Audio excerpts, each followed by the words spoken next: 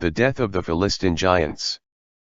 Now the Philistines were still at war with Israel, and David, and his servants with him, went down and fought against the Philistines, and David grew faint. Then Ishbi thought he could kill David.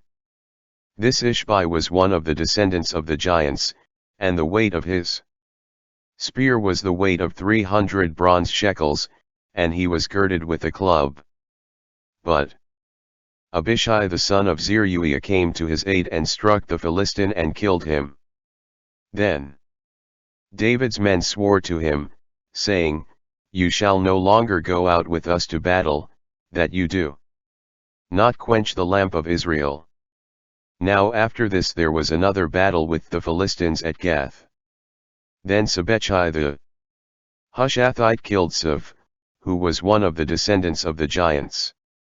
And there was war at Gob with the Philistines, where Elhanan the son of Jareoregim the Bethlehemite killed Goliath the Gittite, whose spear had a shaft like a weaver's beam. Yet again there was a battle at Gath, where there was a man of strife who had 6 fingers on each hand and 6 toes on each foot, 24 in number. He also was born to the giant, and he defied Israel. And Jonathan the son of Shimeah, brother of David, killed him. These 4 were born as offspring of the giant in Gath, and they fell by the hand of David and by the hand of his servants. David's Song of Deliverance. And David spoke to the Lord the words of this song on the day when the Lord delivered him from the hand of all his enemies, and from the hand of Saul. And he sang, O Lord, my rock, my fortress, and my deliverer. My God will be my guardian, in whom I will trust. My defender and the horn of my salvation. My protector and the refuge of my salvation. You will save me from unrighteousness. I will call upon the Lord, who is worthy to be praised. And I will be saved from my enemies. When the troubles of death encompassed me, the floods of wickedness terrified me. The throes of death surrounded me. The harshness of death confronted me. In my distress I will call upon the Lord, and cry out to my God. And he will hear my voice from his temple, and my cry will enter his ears. Then the earth was shaken and trembled, and the foundations of heaven were troubled, because the Lord was angry with them. From out of his wrath, a smoke went up, and from his mouth a devouring fire. Coals were kindled by it. He bowed the heavens and came down, and there was darkness under his feet. He rode upon the cherubim, and he did fly. He was seen upon the wings of the wind. He put darkness around him as a hiding place. About him, his tabernacle was the darkness of waters. And by the clouds of the air, he thickened it. From the brightness of his light, coals of fire were kindled. The Lord thundered from heaven, and the Most High uttered his voice. He sent arrows and scattered them. He confounded them with lightning. The channels of the sea were seen. The foundations of the world were uncovered. With the blast of the wind, his wrath, he sent from the height and took me. He drew me out of many waters. He delivered me from my strong enemies, from those who hated me. For they were stronger than I. They confronted me in the day of my tribulation. But the Lord was my support. He brought me to a broad place. He delivered me because he delighted in me. The Lord repaid me according to my righteousness. According to the purity of my hands, he repaid me. For I have kept the ways of the Lord, and have not wickedly departed from my God. For all his judgments were before me, and I did not depart from his statutes. I will be blameless before him, and I will guard myself from my iniquity. and the Lord will recompense me according to my righteousness, according to the cleanness of my hands in his eyes. With the holy you will be holy. With the perfect man you will be perfect. With the chosen you will be the choice one. And with the devious you will be shrewd. You will save the needy people. But you will humble the eyes of the haughty. For you, O Lord, are my lamp. The Lord shall enlighten my darkness. For by you I can run against a band of troops. By my God I can leap over a wall. As for the mighty one, his way is blameless. The word of the Lord is strong, tried by fire. He is a defender to all who trust in him. Who is mighty except the Lord? And who will be the Creator, except our God? The mighty one who strengthens me with power. Who has prepared my way blameless? He makes my feet like the feet of deer, and sets me on my high places. He instructs my hands for war, so that my arms can bend a bow of bronze. You have given me the protection of my salvation, and your gentleness fulfills me. My pathway under me is widened, and my legs are not shaken. I shall pursue my enemies and destroy them, and I will not turn back until I destroy them. I will break them and they will not rise, for they will fall under my feet. For you will strengthen me with power for the battle. You will subdue under me those who rose against me. You have given me the back of my enemy. So I killed those who hated me. They will cry out, but no one will help. And to the Lord, but he did not listen to them. Then I beat them as fine as the dust of the earth. I crushed them like dirt in the streets. You will deliver me from the quarrels of the people. You have kept me at the head of the nations. A people I have not known served me. Philistines deceived me. As soon as they heard, they obeyed me. Philistines shall be cast out, and they will stumble out from their hideouts. The Lord lives. Blessed be my guardian. Let my God be exalted, the guardian of my salvation. It is the mighty Lord who avenges me, and chastises the peoples under me. He delivers me from my enemies. You will lift me above those who rise against me. You will deliver me from the man of injustice. Therefore, O Lord, I will confess you to the Gentiles, and sing praises to your name. He is the one who extols the salvation of his king, and shows mercy to his anointed, to David and his seed forever. Notes from the previous page. 20:23-26 Officials in David's court, see commentary on 8:13-17. Adoram is also Adoniram, under Solomon, c. 3 kilograms 4:6. Ira, possibly the Ithrite of 2338, serves as David's private or personal priest. 21:1 There follow several accounts which are appendices, set at various times during David's reign. Together they comprise chapters 21-24. 21:1-14 The 3-year famine is interpreted as God's punishment, for Saul had violated an oath made to those in Gibeon. However, Saul's actions, verses 1-3, are unknown. Otherwise, the famine would have happened during the early part of David's reign. 2. Eliminate the blood guilt. David allows for 7 of Saul's descendants to be hanged. He spares Jonathan's son, Mephibosheth, instead delivering 2 of Saul's sons, one also named Mephibosheth, and 5 of his grandsons, sons of Michal.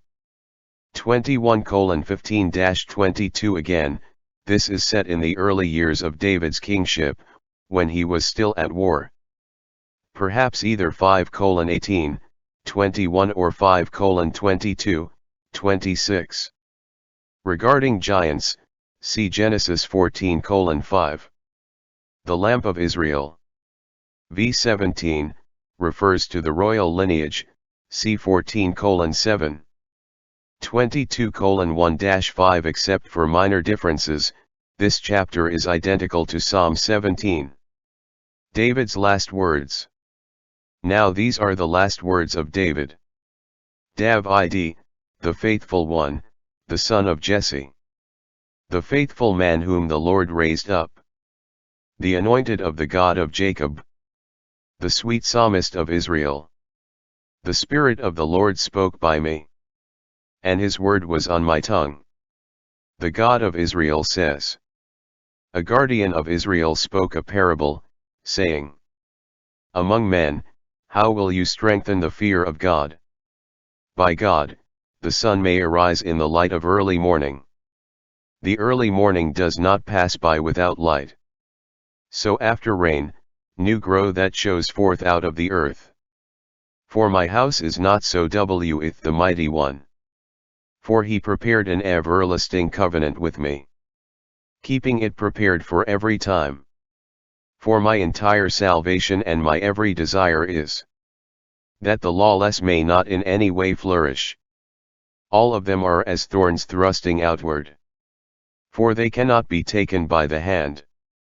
And a man will not labor among them, unless armed with iron and the shaft of a spear. And to their dishonor, they shall be burned with fire. David's mighty men. The names of David's mighty men were, first, Jeboshet the Canaanite, chief among the 3. The second was called Adno the Eznite. He drew his sword against 800 men at one time and killed them.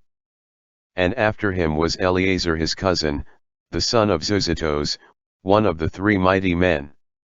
He was with David in Zeran when they defied the Philistines who were gathered there for battle, and the men of Israel had retreated. He arose and attacked the Philistines until his hand was weary and his hand stuck to the sword. The Lord brought about a great deliverance that day, and the people stayed behind him only to plunder. And after him was Shammah the son of Asa the Arushite. The Philistines had gathered to Thiria, where there was a part of the field full of lentils. Then the people fled from the Philistines. But he stationed himself in the middle of the field, defended it, and killed the Philistines. And the Lord brought about a great deliverance. Then 3 of the 30 chief men went down at harvest time and came to David in Cason at the cave of Adullam. And the troop of Philistines encamped in the valley of Rephaim. At that time David was in the stronghold, and the garrison of the Philistines was then in Bethlehem. And David said with longing, Who will give me a drink of the water from the well in Bethlehem by the gate? So the 3 mighty men broke through the camp of the Philistines, drew water from the well of Bethlehem by the gate, and took it and brought it to David. Nevertheless he would not drink it, but poured it out to the Lord. And he said, Far be it from me, Lord, to do this. Is this not the blood of the men who went in jeopardy of their lives so that I should drink? Therefore he would not drink it. These are the things the 3 mighty men did.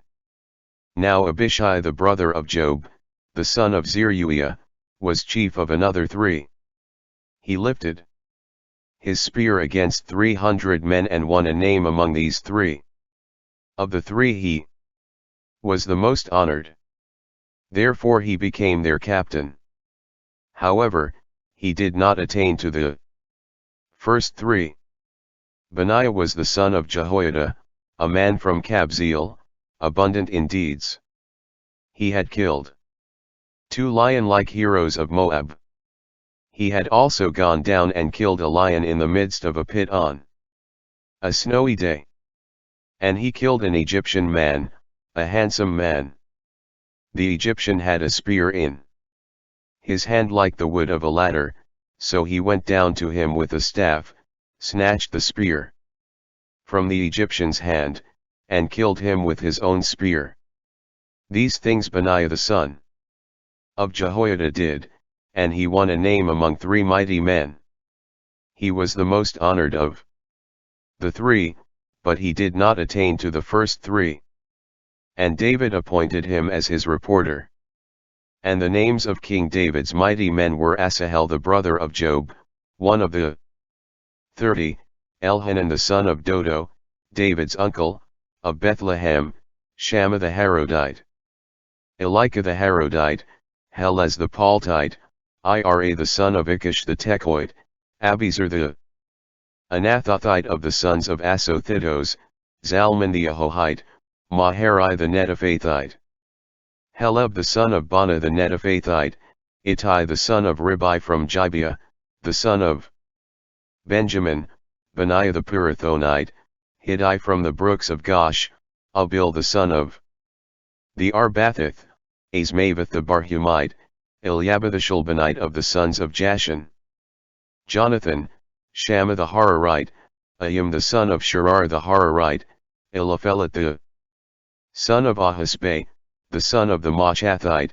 Eliam the son of Ahithophel the Jalonite, Hezray the Carmelite, Pare the Arbit, Egal the son of Nathan from the mighty men, the Gadite, Eli the Ammonite, Jelare the Beerothite, the armor-bearer of Job the son of Zeruiah, Ira the Ithrite, Gareb the Ithrite, and Uriah the Hittite.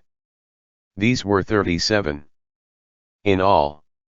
Notes from the previous page. 23:1-7 The theme is common to wisdom literature: the righteous prosper and the ungodly perish. God has made an everlasting covenant, v5, with David, CCH 7.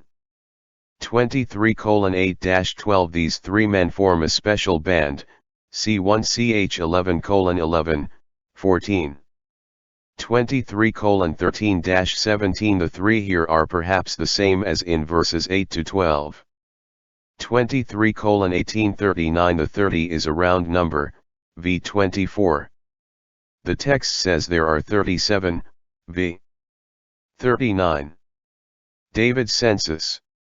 And the anger of the Lord was aroused against Israel, and he incited David against them, saying, Go, number Israel and Judah.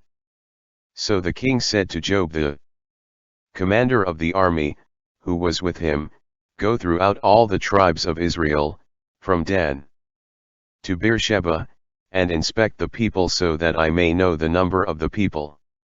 And Job said to the king, May the Lord your God add to the people the same number again and 100 times more, and may the eyes of my lord the king see it. But why does my lord the king desire this thing? Nevertheless, the king's word prevailed against Job and against the captains of the army. Therefore Job and the captains of the army went out before the king to inspect the people of Israel. And they crossed the Jordan and encamped at Aroer, on the right side of the city, in the midst of the ravine of Gad and Eliezer. Then they came to Gilead and to the land of the Basan, which is Hodshai. They came to Danjon and Hudan and around to Sidon, and they came to Mapsar of Tyre and all the cities of the Hivites and the Canaanites. Then they went to South Judah as far as Beersheba. So when they had gone through the whole land, they came to Jerusalem at the end of 9 months and 20 days. Then Job gave the sum of the number of the inspection of the people to the king. And there were 800,000 valiant men in Israel who drew the sword, and the men of Judah were 500,000 men of war. A judgment restrained. And David's heart condemned him after he had numbered the people. So David said to the Lord, I sinned greatly in what I did. But now, I pray, O Lord, take away the iniquity of your servant, for I have done very foolishly. Now when David arose in the morning, the word of the Lord came to the prophet Gad, David's seer, saying, Go and tell David, thus says the Lord, I offer you 3 things, choose one of them for yourself, and I will do it to you. So Gad came to David and told him, and he said to him, Choose for yourself what is to come to pass. Shall 3 years of famine come to you in your land? Or shall you flee for 3 months before your enemies while they pursue you? Or shall there be 3 days of death in your land? Now consider, and see what answer I should take back to him who sent me the word. And David said to Gad, I am in great distress. Therefore, I shall fall into the hands of the Lord, for the multitude of his compassion is great. Do not let me fall into the hand of man. And David chose for himself the death he spoke. So in the days of the wheat harvest, the Lord sent death upon Israel from the morning until noon. And destruction came upon the people. From Dan to Beersheba, 70,000 men of the people died. And when the angel stretched out his hand over Jerusalem to destroy it, the Lord relented from the destruction, and said to the angel who was destroying the people, It is enough, now restrain your hand. And the angel of the Lord was by the threshing floor of Ornah the Jebusite. Then David spoke to the Lord when he saw the angel who was striking the people, and he said, I am the shepherd and I have done wickedly, but these sheep what have they done? Let your hand, I pray, be against me and against my father's house. An altar to the Lord. And Gad came to David that day and said to him, Go up and erect an altar to the Lord on the threshing floor of Ornah the Jebusite. So David went up according to the word of Gad, as the Lord commanded. Now Ornah looked and saw the king and his servants coming toward him. So Ornah went out and bowed before the king with his face to the ground. Then Ornah said, Why has my lord the king come to his servant? And David said, To buy the threshing floor from you to build an altar to the Lord, so the plague may be withdrawn from the people. Now Ornah said to David, Let my lord the king take and offer up whatever seems good to him to the Lord. Look, here are oxen for burnt sacrifice, and threshing implements and the yokes of the oxen for wood. Ornah gave all these things to the king. And Ornah said to the king, May the Lord your God bless you. Then the king said to Ornah, No, but I will surely buy it from you for a price. I will not offer burnt offerings to the Lord my God with something that costs me nothing. So David bought the threshing floor and the oxen for 50 shekels of silver.